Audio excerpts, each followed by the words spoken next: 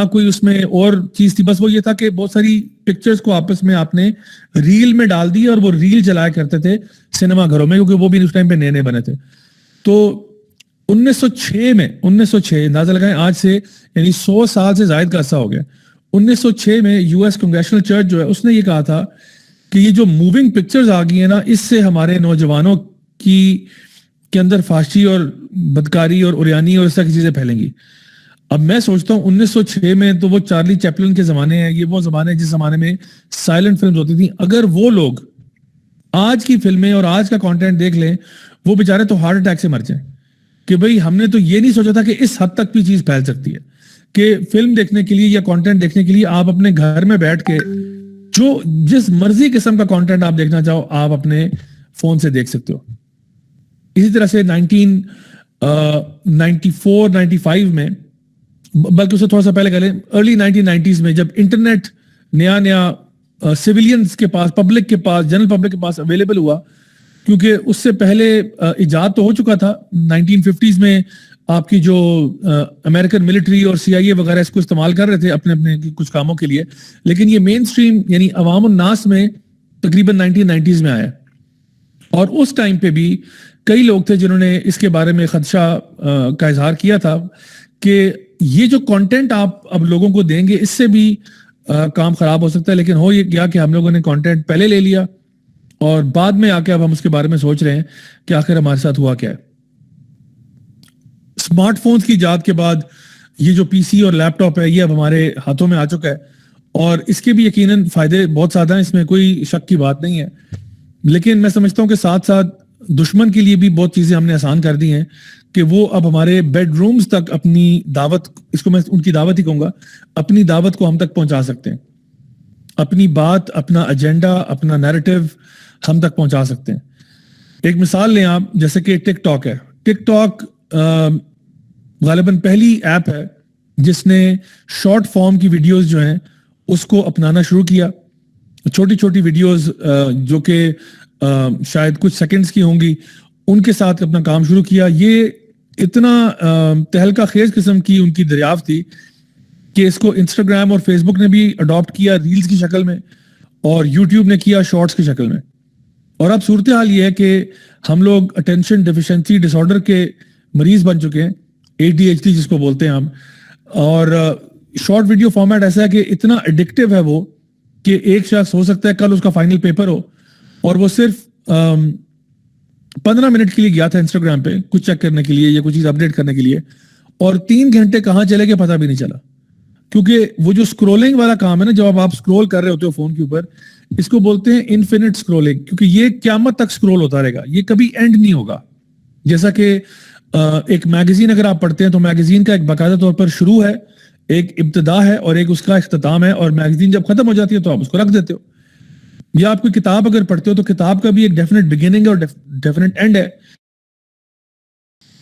تو بیسیکلی میں یہ کہنا چاہ رہا تھا کہ جب بھی کوئی ٹیکنالوجی آئی ہے تو اس کے بارے میں ایسے کئی لوگ آئے ہیں سامنے جنہوں نے اس کے بارے میں کچھ نہ کچھ خدشات کا اظہار کیا ہے, اور یہی معاملہ ہمارے ساتھ بھی ہوا ہے کہ ابھی جو ہم دیکھ رہے ہیں ٹک ٹاک ہو گیا یا فیس بک ہے یا انسٹاگرام ہے, تو سب کے اندر شارٹ ویڈیو فارمیٹ جو ہے وہ آ چکا ہے. اور شارٹ ویڈیو فارمیٹ سے ہو یہ رہا ہے کہ ہم لوگ پتہ بھی نہیں چلتا کہ ٹائم کہاں چلا جاتا ہے.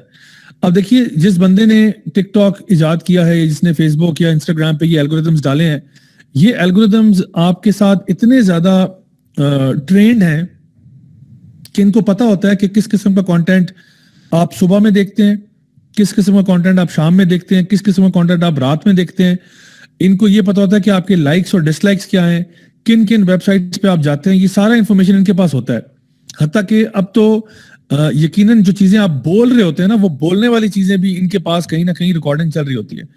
جیسے میں اپنے فون کے اندر اگر کوئی بات کرتا ہوں تو آپ کو پتا ہے, جیسا فار ایگزامپل آئی فون ہے تو ہے سیری کہنے پہ یہ ایکٹیویٹ ہو جاتا ہے اور پوچھتا ہے کہ بھئی کوئی حکم تو بتائیے.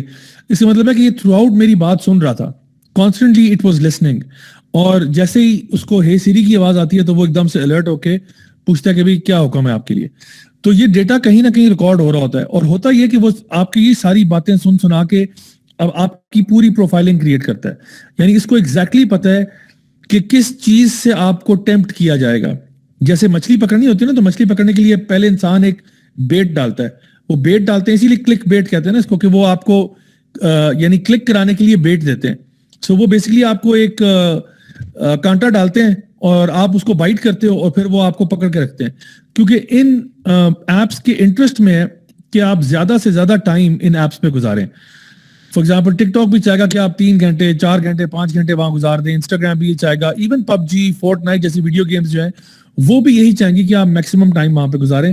ان کو یہ غرض نہیں ہے کہ آپ ایگزام میں فیل ہو جائیں, ان کو یہ غرض نہیں ہے کہ آپ کی صحت خراب ہو جائے, ان کو یہ غرض نہیں ہے کہ آپ نے کھانا کھایا یا نہیں کھایا, یا آپ کی نیند پوری ہو رہی ہے یا نہیں پوری ہو رہی ہے, یا آپ کا اللہ تعالیٰ کے ساتھ ریلیشن شپ خراب ہو رہا ہے, آپ کی نمازیں چھوٹ رہی ہیں. ایز پاسبل, کیونکہ جتنا زیادہ ٹائم آپ اسپینڈ کریں گے اتنا زیادہ پیسے وہ بنائیں گے. بات بڑی سمپل ہے, ہوپ کہ بات سمجھ میں آ رہی ہو. جتنا زیادہ ٹائم آپ ان ایپس پہ گزارتے ہیں وہ پیسے بناتے ہیں. آپ تو جو ہے نا ان کے آگے ایک طرح سے کہہ لیں کہ وکٹم ہے جو کہ اس چیز کا شکار ہو رہے ہیں. تو آپ کو لگتا ہی ہے کہ یو نو واٹ, میں شاید اس کو کنٹرول کرتا ہوں, لیکن اصل میں یہ آپ کو کنٹرول کر رہا ہے اگر آپ صحیح طریقے سے اس کو استعمال نہیں کرتے تو. اب میرے پاس اس وقت میں آپ کے ساتھ مخاطب ہوں, ایک لیپ ٹاپ سے موبائل فون بھی اویلیبل ہے, آئی پیڈ بھی یہ میرے پاس پیچھے پڑا ہوا ہے, تو ٹیکنالوجی تو میں بھی استعمال کرتا ہوں. تو اب آپ کہیں گے کیا یہ منافقت نہیں ہے کہ آپ ہمیں یہ کہانیاں سنا رہے ہیں اور خود آپ استعمال کرتے ہیں؟ دیکھیے میں نے آپ کو ابھی تھوڑی دیر پہلے بولا تھا, کیا آپ اس کو استعمال کر رہے ہیں یا کیا یہ آپ کو استعمال کر رہی ہے, سوال یہ ہے. تو اگر تو آپ استعمال کر رہے ہیں تو اچھی بات ہے, ضرور کریں. اب میں لیپ ٹاپ کس کام کے لیے استعمال کرتا ہوں, میں یہ موبائل فون کس کام کے لیے استعمال کرتا ہوں, میرے پاس جو آئی پیڈ ہے کس کام کے لیے استعمال کرتا ہوں. میری کوشش ہوتی ہے کہ یہ میں کچھ خیر کے لیے استعمال کروں, کیونکہ اگر آپ اسی ٹیکنالوجی کو پازیٹیو کے لیے استعمال کرنا چاہیں تو یقیناً بہت سارے کام اس میں پازیٹیو بھی ہو سکتے ہیں. اور ان میں سے ایک پازیٹیو کام یہ ہے کہ آپ اس وقت میرے ساتھ گوگل میٹ پہ ایک ڈسکشن کر رہے ہیں, اور انشاءاللہ میں نے تو شروع میں ہی آپ سب کے لیے دعا کی کہ اللہ تعالیٰ ہمارا یہاں پہ ملنا جو ہے اس کو ہمارے حسنات کا حصہ بنائے قیامت والے دن, تاکہ اللہ تعالیٰ ہم سے راضی ہو جائے, اس میٹنگ کے ذریعے اللہ ہم سے راضی ہو جائے. تو الحمدللہ یہ تو بہت اچھی بات ہے. تو اب ڈیپینڈ کرتا ہے کہ آپ کس طرح یوز کرتے ہیں. جیسے مجھ سے ایک لڑکے نے پوچھا کہ ضیاء بھائی یہ بتائیں کہ یوٹیوب جو ہے وہ حلال ہے یا حرام ہے. تو اب ذرا مجھے خود سوچ کے بتائیں کہ یوٹیوب جو ہے اس پہ کیا فتویٰ لگائیں ہم کہ جی وہ حلال ہے یا حرام ہے, کیا کہیں گے اس کو؟ ذرا کوئی اگر والنٹیئر کرنا چاہے تو انشاءاللہ بتا سکتے ہیں کہ یوٹیوب پہ کس قسم کا فتویٰ لگ سکتا ہے. سر وہی چیز ہے کہ یوٹیوب کو استعمال کیسے کر رہے ہیں ہم, کیا حرام کے لیے استعمال کر رہے ہیں یا اس کو حلال کے لیے استعمال کر رہے ہیں. تو بہت سے ایسے چینل بھی ہیں جو کہ مونیٹائز نہیں ہے لیکن وہ اپنا دین کا پیغام بھی وہاں پہ پھیلا رہے ہیں, اور بہت سے ایسے چینل ہیں جو کہ ہے تو فیملی کنٹینٹ لیکن وہاں پہ مونیٹائز کر کے اس کے اوپر جو ایڈ چلائے جا رہے ہیں وہ غیر دینی ہیں, تو وہ اس سینس میں وہ حرام بھی ہو سکتے ہیں. تو یہ بیسکلی ہم پہ ڈیپینڈ کرتے ہیں ہم اس کو کس طریقے سے یوز کریں. وہ ایک ٹول ہے نا, تو ٹول کو حرام حلال تو نہیں ہے, وہ اس کو ہم حرام یا حلال بناتے ہیں. بے شک, جزاک اللہ خیر. اور آپ لوگوں نے کامنٹس میں بھی اکثر لوگوں نے یہ کہا کہ ہمارے یوسیج پہ ڈیپینڈ کرتا ہے. بالکل آپ صحیح کہہ رہے ہیں. دیکھیں یوٹیوب کے اوپر ایگزیکٹلی وہی فتویٰ ہے جو چھری پہ لگ سکتا ہے. ٹھیک ہے, چھری کو آپ حلال کہیں گے, حرام کہیں گے. ظاہری بات ہے اگر چھری سے میرے گھر میں مہمان آتا ہے اور میں اس سے سیب کیلے امرود ناشپاتی کاٹ کے اس کو فروٹ چاٹ بنا کے دے دیتا ہوں تو الحمدللہ یہ تو میں نے ایک بڑا زبردست کام کیا ہے. لیکن اگر اسی چھری کے ساتھ میں مہمان پہ حملہ آور ہو جاؤں تو پھر تو کام بڑا خراب ہو جائے گا. تو کہنے کا مقصد یہ ہے کہ یہ جو ٹیکنالوجی ہمارے پاس آج ہے یہ ہم بہت خیر کے لیے بھی استعمال کر سکتے ہیں. یقیناً اس پہ اسلامک لیکچر بھی آپ کو مل جائیں گے, موٹیویشنل ٹاکس بھی مل جائیں گے. اگر آپ نے کچھ اسکل سیکھنی ہے آپ کو وہ بھی مل جائے گا. مثال کے طور پہ کوئی شخص چاہتا ہے کہ میں نے گرافک ڈیزائن سیکھنا ہے تو ایڈوب فوٹو شاپ کے اوپر پورے ٹیوٹوریلز مل جائیں گے. ایڈوب پریمیئر پہ آپ کو ویڈیو ایڈیٹنگ کے ٹیوٹوریلز مل جائیں گے. آپ نے کوکنگ سیکھنی ہے اس کا کانٹینٹ آپ کو مل جائے گا. آپ نے فزیکلی فٹ ہونا ہے آپ کو جم ویڈیوز مل جائیں گے. یعنی ایگزیکٹلی ہر طرح کا کانٹینٹ جو آپ چاہتے ہیں آپ کو مل جائے گا. آپ برا کانٹینٹ دیکھنا چاہیں وہ بھی مل جائے گا. آپ کم از کم اور کچھ نہیں تو چلیں ٹائم ویسٹنگ والا کانٹینٹ چاہیں تو وہ بھی مل جائے گا. سو اب آپ کے اوپر ڈیپینڈ کرتا ہے کہ یہ ٹائم کہاں گزاریں گے آپ. جیسے کہ حدیث میں آتا ہے نا کہ قیامت کے دن نا ایک شخص کو ہلنے کی اجازت نہیں ہوگی جب تک وہ 5 چیزوں کا جواب نہیں دے سکتا. یعنی جب تک یہ 5 چیزوں کا جواب نہیں دے گا وہ آگے نہیں جائے گا. پہلا سوال کیا, تم نے اپنی عمر کہاں گزاری, تم نے اپنی عمر کہاں گزاری. نمبر 2, تم نے اپنی جوانی کہاں گزاری بالخصوص. اس کے بعد یہ کہ تم نے مال کمایا کیسے اور مال خرچ کہاں کیا. اور پھر 5ویں بات یہ کہ جو علم تم تک پہنچا تھا اس پر عمل کیا یا نہیں کیا. تو ان میں جو پہلی 2 کنڈیشنز ہیں نا ان کا تعلق ہمارے آج کے ٹاپک کے ساتھ ہے کہ تم نے اپنی عمر کہاں گزاری ہے, کہاں پہ ٹائم برباد کرتے رہے ہو. اور دوسرا یہ خاص طور پہ جوانی کہاں لگائی ہے تم نے. اب جوانی اگر خیر کے معاملات میں لگائیے تو سبحان اللہ، یہ تو بہت اچھی بات ہے. اللہ کا تو بہت بڑا، یعنی اللہ کا بہت شکر ہے اس بات پہ کہ اگر اللہ ہمیں ہماری نوجوانی میں ہی ہم خیر کے کاموں میں لگ جائیں. تو اب یہ اینڈ ریزلٹ پھر ہمارے اوپر آتا ہے کہ ہم اس 5th جنریشن وار کا حصہ بن رہے ہیں یا نہیں بن رہے. ابھی آپ ذرا حال ہی میں دیکھیں جو معاملات چل رہے ہیں غزہ کے اندر، فلسطین کے اندر. اللہ تعالیٰ رحم فرمائے ہمارے بہن بھائیوں کے اوپر، اور ان کے اوپر جو بھی لوگ ظلم کرنے والے ہیں ان کو اللہ تعالیٰ تباہ و برباد کرے. ہمارے سامنے یہ چیز ہے کہ دیکھیں اسرائیل اس وقت جو ہے نا سوشل میڈیا کی وار ہار چکا ہے، اور ہم نے اب اس کو روکنا نہیں ہے، ہم نے جاری رکھنا اپنا کام. وہ جو پی آر وار تھی نا وہ ساری کی ساری وہ ہار چکے ہیں. اس کی وجہ یہ کہ اسرائیل ہر دفعہ کرتا یہ تھا کہ بم باری کرنے کے بعد، تباہ و برباد کرنے کے بعد، قتل و غارت کرنے کے بعد اپنے آپ کو وکٹم جو ہے نا ڈسپلے کرتا تھا کہ بھئی ہم تو وکٹم ہیں، ہم تو بے قصور ہیں، ہمارے ساتھ ظلم ہو رہا ہے، حماس نے راکٹ مار دی ہمارے اوپر اس طرح کر کے. تو یہ جب وہ معاملہ کرتے تھے تو آپ سوچیں کہ میڈیا نا ان کی بات بائی کر لیتی تھی، اور CNN اور BBC اور باقی تمام جو اس طرح کے چینلز ہیں وہ اسرائیل کی حمایت کرتے تھے کیونکہ ان کا PR سیل بہت مضبوط تھا. لیکن اس دفعہ کیا ہوا؟ اس دفعہ کچھ ڈیفرنٹ ہو گیا. اس دفعہ یہ ہوا کہ حماس والوں کی اپنی ویڈیوز آنا شروع ہو گئیں، ساتھ ساتھ سوشل میڈیا پہ مسلم نان مسلم سب کے سب، یعنی آپ سمجھ لیں کہ 95% پلس سپورٹ جو ہے وہ پیلسٹینینز کے لیے. اور ہوا یہ کہ اس سے ان کی جو PR کیمپین ہے اس کو بہت نقصان ہوا. کیوں؟ کیونکہ میرے جیسے آپ جیسے لوگ جو ہیں انہوں نے اپنے اپنے سوشل میڈیا پلیٹ فارمز کو پازیٹیولی استعمال کرنا شروع کیا. انہوں نے کہا چلو ٹھیک ہے، ہم وہاں خود تو نہیں جا سکتے، ہم لوگ بڑے بے بس ہیں، انفارچونیٹلی ہمارے اوپر بڑے ایشوز ہیں، لیکن چلو ہمیں کچھ تو کرنا چاہیے. اور انہوں نے کیا کیا؟ کم از کم سوشل میڈیا پہ اویئرنیس کیمپین سٹارٹ کر دی. اس کی وجہ سے کیا ہوا؟ بہت سارے اکاؤنٹس بلاک ہوئے، کچھ شیڈو بین ہوئے، کچھ کی ویڈیوز ڈیلیٹ کر دی گئیں، کچھ کو سٹرائکس آنا شروع ہو گئی، بہت کچھ ہوا. لیکن الحمدللہ آپ سمجھیں کہ اس کا فائدہ یہ ہوا کہ اتنے زیادہ نمبرز میں لوگوں نے یہ کام کیا ہے کہ اسرائیل اب اپنا منہ نہیں چھپا سکتا کہیں پہ. حتیٰ کہ اس کے اپنے جو الائز ہیں وہ بھی اب شک میں پڑ گئے ہیں کہ بھئی اتنا بلیٹنٹلی جب لوگ جو ہیں آگے بڑھیں گے تو پھر کس طرح سے ہم اس کو کنٹرول کریں گے. بوائیکاٹ کیمپینز ماشاءاللہ اتنی سکسیسفل رہیں کہ اسٹاربکس جیسی کمپنیوں کو $11 بلین کا نقصان ہوا. Why? Because of this social media. اسی سوشل میڈیا کے پازیٹیو استعمال سے اسٹاربکس کو، جو کہ ایک بہت بڑا فنڈ جو ہے نا فنڈ کرنے والی آرگنائزیشن ہے اسرائیلی ڈیفینس فورس کو، ان کو $11 بلین کا نقصان ہوا ہے. اس کے علاوہ میکڈونلڈز کو بھی بہت نقصانات ہوئے. انہوں نے یہاں سے اپنا پاکستان میں بڑے لاسز ہوئے، ان کو پشاور میں انہوں نے پیک اپ کر دیا، سارا کچھ وائنڈ اپ کر دیا، اور اسی طرح سے دیگر جگہوں پہ بھی ان کو بہت نقصان کا سامنا کرنا پڑا. تو یہ ساری باتیں کیوں ہو رہی ہیں؟ کیونکہ اب ہم اس 5th جنریشن وار کا خود حصہ بن گئے. سو 2-3 چیزیں، یا تو آپ اس کے اندر وکٹم بنے ہوئے ہیں، آپ اس سے متاثر ہو چکے ہیں، یا پھر یہ کہ آپ نیوٹرل ہیں، آپ ٹیکنالوجی سے کوئی تعلق واسطہ ہی نہیں ہے آپ کا، آپ ٹوٹلی کٹ آف ہے، جو کہ میرا خیال ہے شاید ہی کوئی بندہ ہو سوائے ہمارے کوئی بڑے بزرگ ہیں جو اس ٹیکنالوجی کے جو ہے نا قریب بھی نہیں آتا، تو اور بات ہے. ورنہ ادروائز یہ کہ یا تو آپ اس کے اندر شکار ہوئے ہیں، خود آپ اس کے اندر انوالو ہو چکے ہیں، آپ اس کے اندر پھنس چکے ہیں، یا پھر یہ کہ آپ نیوٹرل پوزیشن میں ہیں کہ یہاں پہ آپ استعمال ہی نہیں کرتے، آپ کا کوئی تعلق واسطہ نہیں ہے، یا پھر یہ کہ آپ فرنٹ فٹ پہ کھیلنے والے ہیں، آپ اوفینسو پہ ہیں. یعنی آپ اسی ٹیکنالوجی کو، اسی سوشل میڈیا کو، اسی 5th جنریشن وارفیئر کے اندر آپ ایک سولجر ہیں، آپ ایک سپاہی کا رول پلے کر رہے ہیں، اور آپ دین کی بات، خیر کی بات لوگوں تک بھی پہنچا رہے ہیں، اور جہاں جہاں پہ بھی مسلمانوں کو ہماری ضرورت پڑتی ہے ہم اپنی آواز کو ضرور اٹھاتے ہیں. تو یہ اگر آپ کام کریں تو الحمدللہ then you are one of the fighters, one of the warriors in this 5th generation warfare. So either you will get dawah or you will give dawah.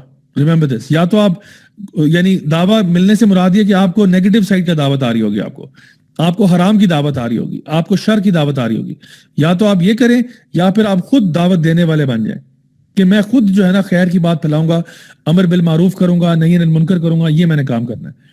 تو آج کے اس دور میں you have to pick a side. اللہ تعالیٰ قرآن مجید میں بھی حزب الرحمان کا بھی ذکر کرتے ہیں، عباد الرحمان کا بھی ذکر کرتے ہیں، اور حزب الشیطان کا بھی ذکر کرتے ہیں کہ وہ لوگ جو کہ اللہ والے لوگ ہیں اور وہ لوگ جو کہ شیطان والے لوگ ہیں.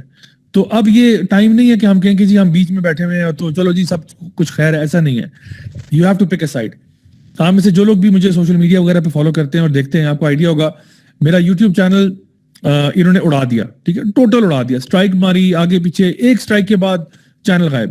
لیکن الحمدللہ علی کل حال کوئی ہمارے ماتھے پہ بل نہیں پڑا, نہ ہمیں کوئی ٹینشن نہیں, کیونکہ ہمیں پتا ہے یہ بات کہ ہم ان کی پچ پہ کھیل رہے ہیں, ٹھیک ہے نا, ہمیں پتا ہے ہم ان کی پچ پہ کھیل رہے ہیں, اور ہمیں پتا ہے کہ کبھی بھی ایسا نہیں ہوگا کہ یہ ہماری بات سے 100% راضی ہو جائیں, کبھی نہ کبھی تو بلی کی دم پہ پاؤں پڑے گا اور بلی کو پسند نہیں آئے گی وہ بات. تو اگر یہ بند کرتے ہیں نو پرابلم, ہم ایک اور چینل بنا لیں گے, وہ بند کرتے ہیں ہم ایک اور بنا لیں گے. دیکھیں اللہ تعالیٰ ریزلٹس نہیں دیکھتا, اللہ ہماری کوشش دیکھتا ہے, ٹھیک ہے نا. اصل بات یہ ہے, آپ کو پتا ہے قیامت کے دن کچھ انبیاء ایسے آئیں گے جن کا ایک فالوور ہوگا, صرف ایک. کچھ ایسے اللہ کے نبی آئیں گے جن کے 0 فالوورز ہوں گے. ہم تو ماشاءاللہ کوئی ایونٹ کرتے ہیں فوراً سے فالوورز آ جاتے ہیں.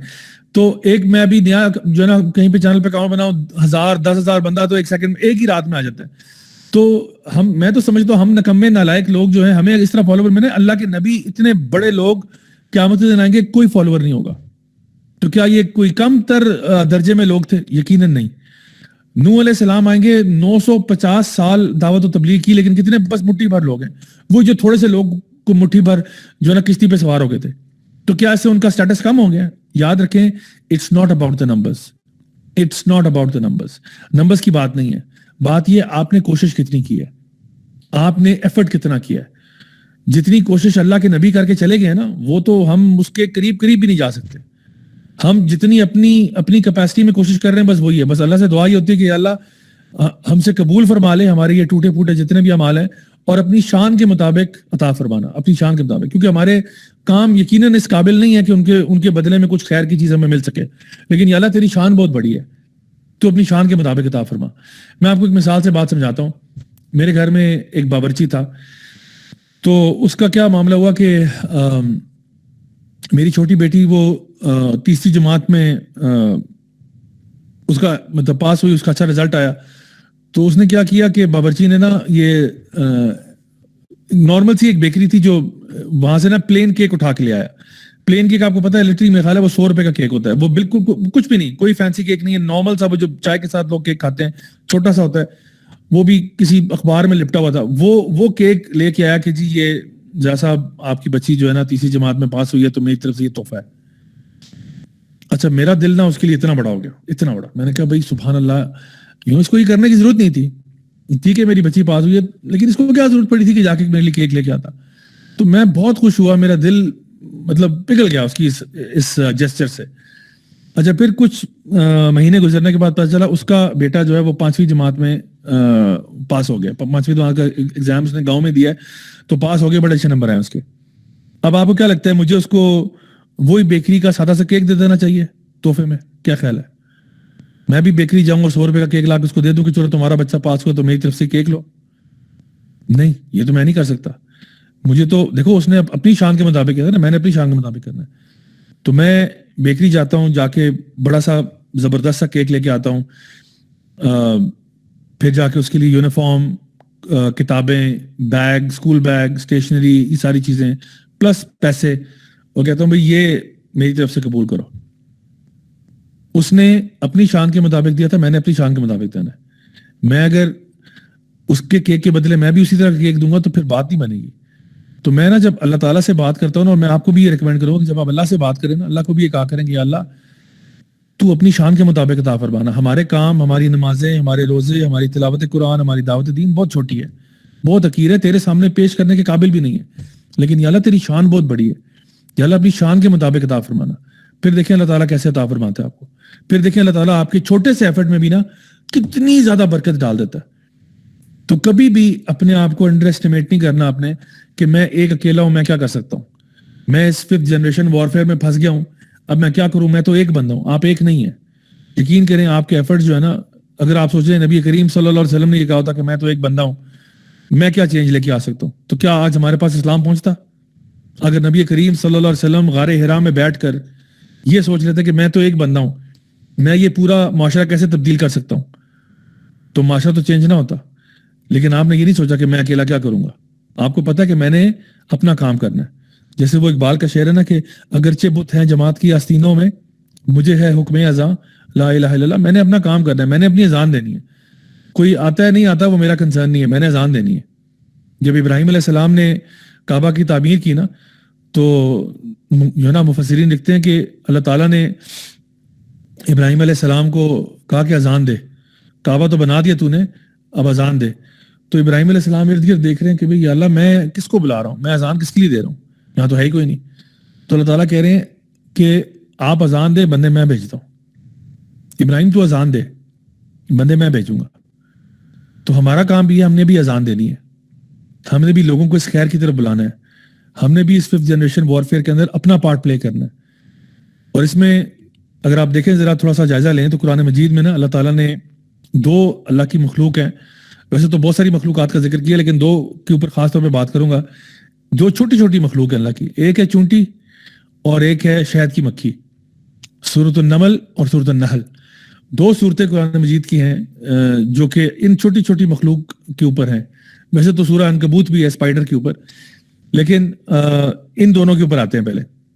تو جو چونٹی ہے, چونٹی تو بیچاری چھوٹی سی ہوتی ہے نا, تو کبھی چونٹی کو آپ نے دیوار پہ چڑھتے دیکھا ہو اور آپ اس کے آگے اگر اپنا ہاتھ رکھ دیں تو کیا خیال ہے, چونٹی جو ہے وہ واپس چلی جاتی ہے, گھر چلی جاتی ہے, یا کیا کرتی ہے؟ آپ ٹرائی کر کے دیکھ لیں, کوئی دیوار پہ چڑھتی چونٹی اس کے آگے ہاتھ رکھیں تو وہ کیا کرتی ہے, وہ واپس نہیں جاتی, وہ راستہ بدل لیتی ہے اپنا. اچھا پھر اس کے آگے ہاتھ رکھ دیں, پھر وہ راستہ بدل لیتی ہے, پھر ہاتھ رکھ دیں, پھر وہ راستہ بدل لیتی ہے, پھر ہاتھ رکھ دیں, پھر وہ راستہ بدل لیتی ہے. جتنی مرضی دفعہ آپ اس کے آگے ہاتھ رکھیں گے نا, وہ ہر دفعہ راستہ بدلے گی. تو وہ اتنی ڈٹرمنڈ ہے, اس کی اتنی ڈٹرمنیشن ہے کہ وہ گیو اپ نہیں کرتی. تو مجھے بتائیں اللہ کی اتنی چھوٹی سی مخلوق ہے, وہ گیو اپ نہیں کرتی, اور میں اور آپ اتنی جلدی گیو اپ کر لیتے ہیں.